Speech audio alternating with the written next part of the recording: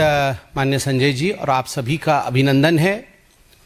आप सभी ने देखा कि सुबह से एक गंभीर विषय टेलीविज़न के माध्यम से भी चल रहा है और आज अखबारों ने भी इस विषय को गंभीरता के साथ उठाया है। सभी को विदित है 1964 में जो जवाहरलाल नेहरू मेमोरियल म्यूजियम होता था, म्यूजियम एंड लाइब्रेरी, 3 मूर्ति पे जो स्थित है, और आज जहां प्राइम मिनिस्टर म्यूजियम, मेमोरियल और लाइब्रेरी है, देश के तमाम प्रधानमंत्री के मेमोरी में, उनके स्मरण में, उनकी भूमिकाओं पर वहां पर संग्रहालय बनाया गया है, पीएमएमएल। पीएमएमएल को चलाने के लिए, प्रधानमंत्री के संग्रहालय को चलाने के लिए लगभग एक 29 दल का सदस्य का मेंबर है और फरवरी 2024 को मीटिंग हुई थी। उसकी मिनट्स रिकॉर्डेड है, उसकी मिनट्स भी पब्लिक है। उस मीटिंग में एक बहुत बड़ा विषय, एक गंभीर विषय पहली बार पब्लिक डोमेन में लाया गया। पब्लिक डोमेन में उनके मीटिंग में ये बताया गया कि 1971 में जवाहरलाल नेहरू के जो पत्राचार थे, अब प्रधानमंत्री ने एक रिप्रेजेंटेटिव को भेजा। रिप्रेजेंटेटिव का नाम एमवी राजन है।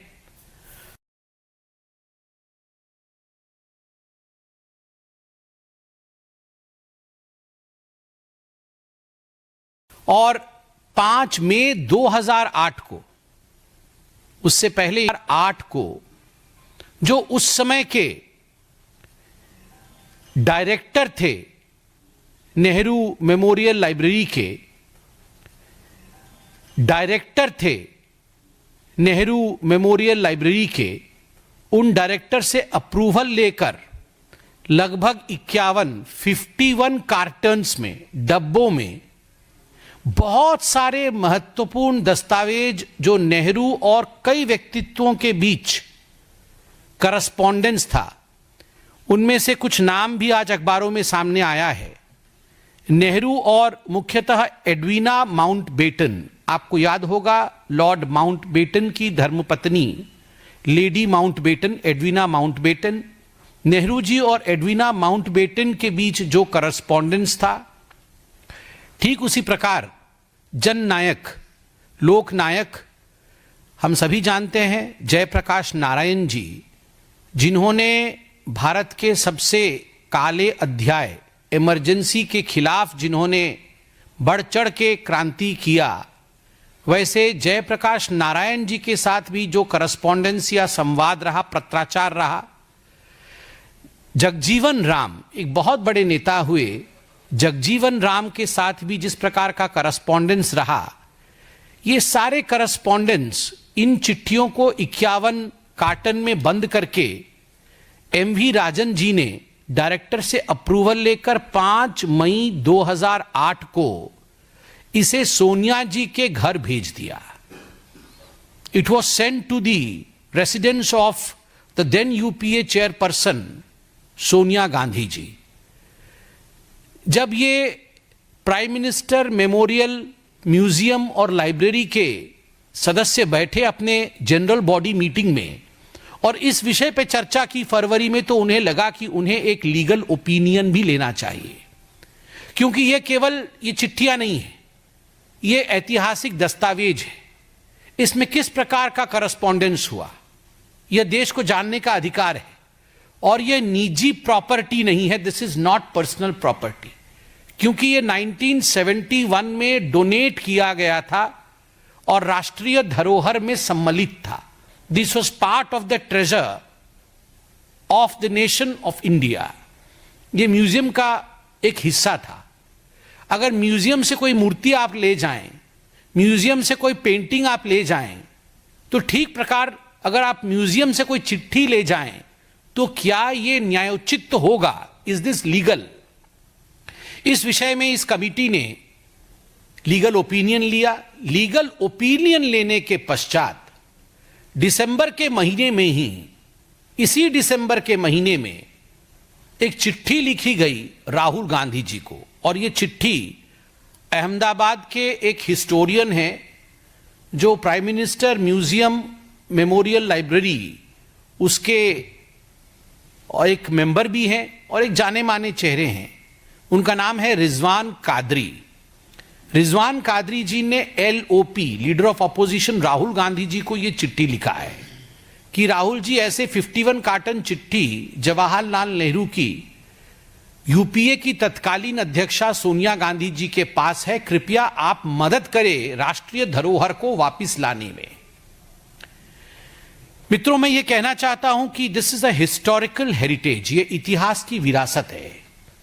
ये किसी परिवार का अपना प्रॉपर्टी नहीं है। ये चिट्ठियां क्योंकि मेरे दादा ने लिखी या मेरी नानी ने लिखी, मेरे पिताजी ने लिखा, इसलिए ये मेरी प्रॉपर्टी है, दिस इज एंटाइटलमेंट। ये नहीं हो सकता है। ये राष्ट्र का धरोहर है। देश के इतिहास को अच्छे तरीके से समझने के लिए, जानने के लिए यह अनिवार्य है कि आप इन चिट्ठियों का अध्ययन करें, इनका संकलन करें और उसके पश्चात देश के इतिहास को पढ़ाएं। They form an important part of the comprehensive history of India. और मुझे कहते हुए आश्चर्य हो रहा है और दुख भी हो रहा है, 2010 से इन सारी चिट्ठियों का डिजिटाइजेशन होना था। इनको स्कैन करके डिजिटल माध्यम से इनको आगे बढ़ाना था और 2010 में डिजिटाइजेशन से पहले ही सोनिया जी ने इन चिट्ठियों को अपने पास मंगा लिया। तो स्वाभाविक है हमारे मन में यह प्रश्न उठेगा कि इन चिट्ठियों में ऐसा क्या करस्पॉन्डेंस था कि गांधी परिवार नहीं चाहती थी कि यह करस्पॉन्डेंस पब्लिक हो। And it is quite intriguing and the country really wants to know as to what was in these correspondence between, say, Nehru ji and Lady Mountbatten, between Nehru ji and Jagjeevan Ram ji, between Nehru ji and Jayaprakash Narayan ji, and there are certain letters, it seems, between Nehru ji and Albert Einstein as well. What were the contents of this letter that the first family felt that it should not be made public? इसमें दो चीजें गंभीर है। पहला विषय है the sense of entitlement of the first family. जो पहला परिवार है उनका सेंस ऑफ एंटाइटलमेंट कि हमारी मर्जी, हमारी प्रॉपर्टी थी, हमने वापस ले लिया। ऐसा नहीं होता है। और दूसरा, उस करस्पॉन्ड हमें समझ में नहीं आ रहा है। और कई मीडिया हाउसेस ने चिट्ठी भी लिखा राहुल गांधी को कि आप इसका उत्तर दें, मगर जो हमने आज अखबारों में पढ़ा है, राहुल जी की तरफ से कोई उत्तर नहीं आया है। स्वाभाविक है हम देश की ऑपोजिशन पार्टी से ये सवाल पूछना चाहेंगे कि आखिरकार वो जवाब क्यों नहीं दे रहे हैं। वैसे तो आज अखबारों में यह भी पढ़ने को मिला कि राहुल गांधी के इसी व्यवहार के कारण आज उन्हीं के घटक दल के ओमर अब्दुल्ला ने उन्हें खरी खरी सुनाई है कि राहुल जी, आपको चुनाव लड़ना नहीं आता है तो ठीकरा आप ईवीएम मशीन के ऊपर मत फोड़े। और leadership is earned, leadership is not demanded. Leader बन के उभरते हैं, लीडर जबरदस्ती मैं लीडर हूं इस प्रकार से आप डिमांड नहीं कर सकते हैं। अब ये जो गांधी परिवार और राहुल जी की लीगेसी है, इसकी सच्चाई अब उनके घटक दल भी जान रहे हैं। और आज हम भी ये डिमांड करते हैं, जब से ये दस्तावेज अखबारों में छपा है, कि देश के इस ऐतिहासिक धरोहर को तुरंत सोनिया जी वापस करे और इसकी जांच भी होनी चाहिए, जो आज हमने पार्लियामेंट में भी रखा है, कि आखिर कितनी चिट्ठियां गई थी, उतनी ही चिट्ठियां वापस आई कि नहीं आई, और नहीं आई तो उसमें ऐसा क्या लिखा था कि वो नहीं आई। धन्यवाद। भट्ट साहब, the question that everybody is asking, and if you can clarify on this, are these private papers or these are part of the government of India, that these papers can be taken away by the Gandhi family, or these are the government papers, official government papers? Can you please clarify on this? See, I am no one to clarify, but the body which governs the PMML has already clarified. Because the PMML, the Prime Minister Museum Memorial Library, categorically states that all these papers had been donated to the Memorial Museum way back in 1971. So once it is donated, it becomes the property of the nation. So once it is donated, and once it becomes the property of the nation, retrieving it back, and that too through the back door, and not replying to the letters when the letters are written to you, you should return it. And secondly, the minutes of the meeting categorically records that a legal opinion to the same has been sought.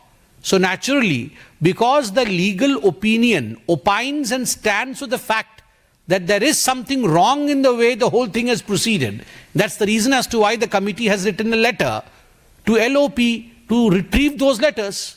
There is nothing called as private once it is in the public domain. Shailendra DD. Sir एक सवाल है कि आज क्या शून्यकाल में आपने उस मुद्दे को उठाया जो आप यहाँ प्रेस कॉन्फ्रेंस कर रहे हैं, और दूसरा एक इस विषय से इतर है, उमर अब्दुल्ला आप कह रहे हैं कि जो इंडी गठबंधन के लोग हैं वो ईवीएम पे हार जीत पे जहाँ जीत जाए चुप रहते हैं, क्या हार जाए वहाँ ईवीएम। देखिए, जहां तक ये इंडी गठबंधन है, इससे बड़ा स्कैम तो हुआ ही नहीं है।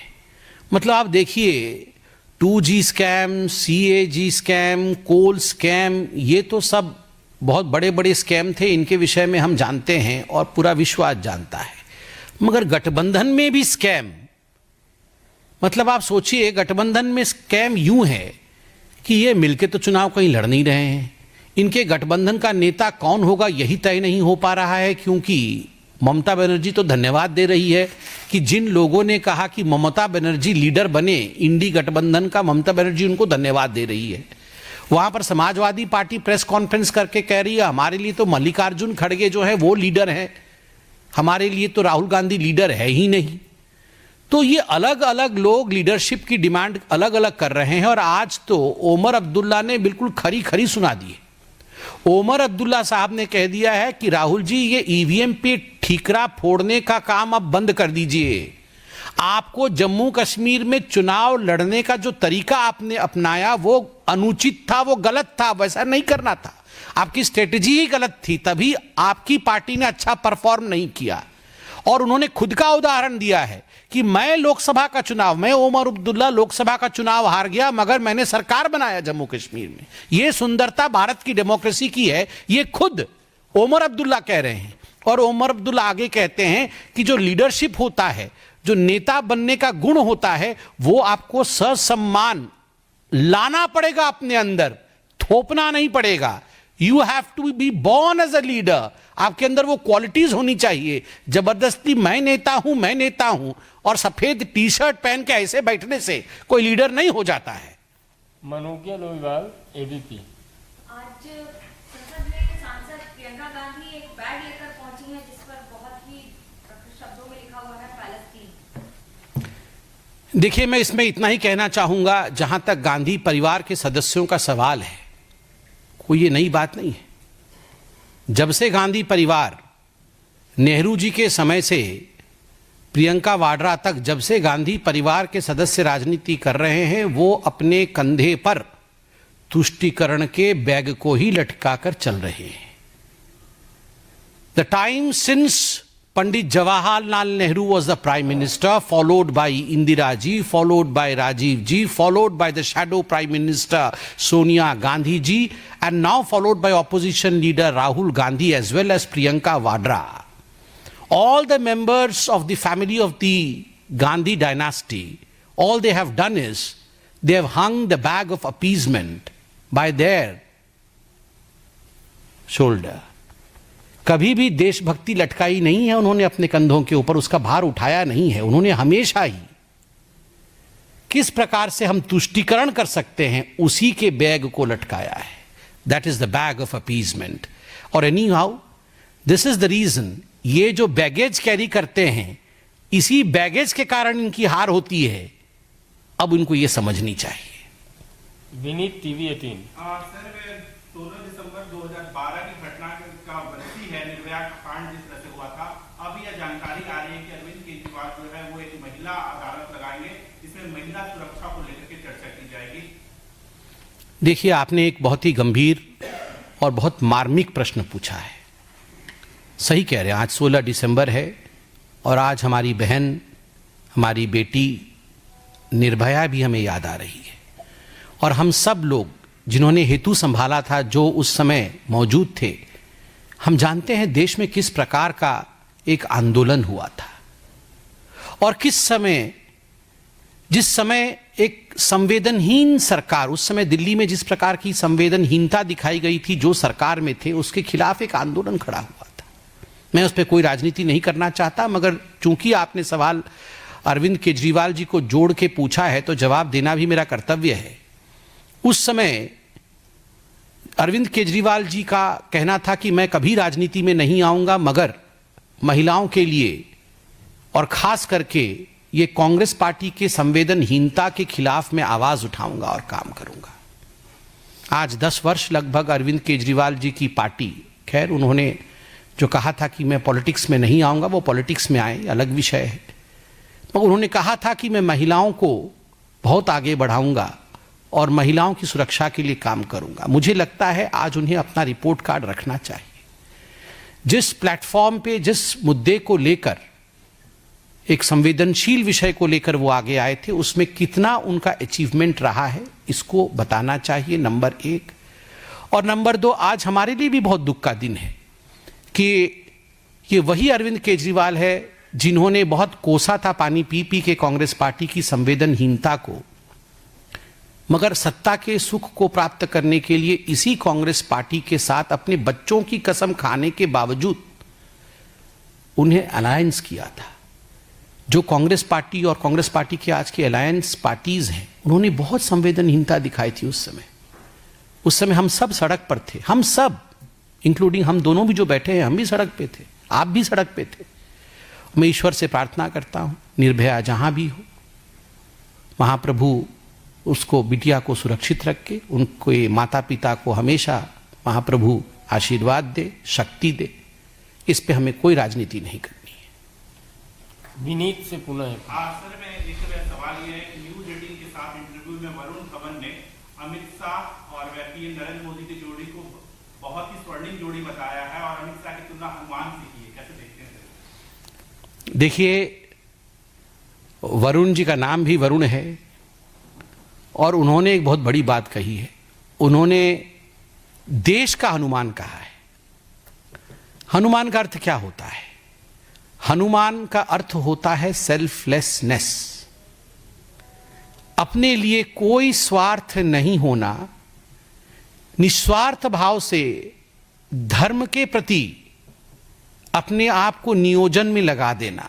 और धर्म का अर्थ हिंदू, मुसलमान, सिख, ईसाई से नहीं, धर्म का अर्थ होता है कर्तव्य, ड्यूटी। क्योंकि कॉन्स्टिट्यूशन का डिबेट चल रहा है, माननीय प्रधानमंत्री जी ने भी कहा धर्म, रिस्पॉन्सिबिलिटी। तो जिस प्रकार से माननीय गृहमंत्री जी के विषय में वरुण जी ने कहा है, मुझे लगता है कि अपनी ड्यूटी के प्रति वो डेडिकेटेड है। इसी संदर्भ को लेकर वरुण जी ने अपने विषय को रखा है। मोहित भट्ट पुनः अंतिम प्रश्न। Sir, Priyanka Gandhi Vadra today has raised questions on the painting that was being put at the army headquarters regarding the surrender of Bangladeshi army, to Indian forces. She said that the painting has been taken down, but the army has also tweeted, the leaders have also tweeted, the painting is at the same place. So they are trying to bring in the forces into politics too. See, I would not commit the same mistake that Priyanka Vadra had committed. On issues as serious as these and on issues which involves the armed forces, I should not be quick to comment, to score a political brownie point or two.